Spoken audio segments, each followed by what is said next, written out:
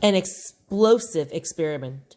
Luckily, Professor Sandsnout put the cat mummy and all those bones back into the sarcophagus.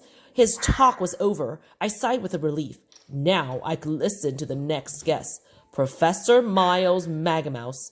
Professor Magamouse lowered the shades and put on a video that explained everything any mouse would ever want to know about volcanoes.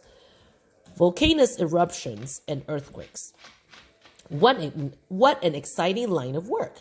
He had seen hundreds of volcanoes and lots of lava in his life. Suddenly, my job seemed wimpy and boring.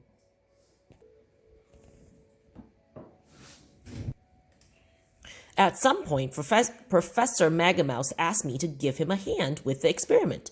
I listened closely because I didn't want to mess up. I had to look good for Benjamin.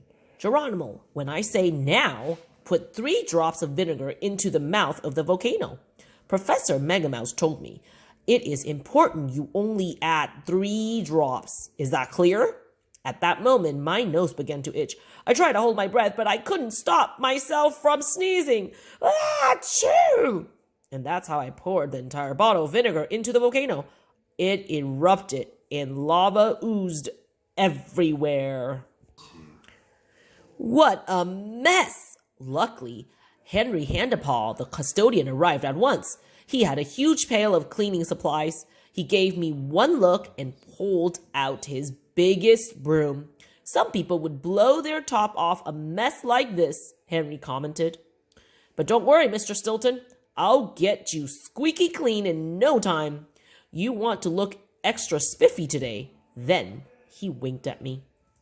Make a volcanic eruption with Miles Megamouse. What you'll need: 16-ounce plastic bottle, cardboard base approximately 3 feet by 3 feet, glue, brown modeling clay enough to sculpt a mountain, warm water, baking soda, liquid dish soap, red food coloring optional, a funnel, vinegar.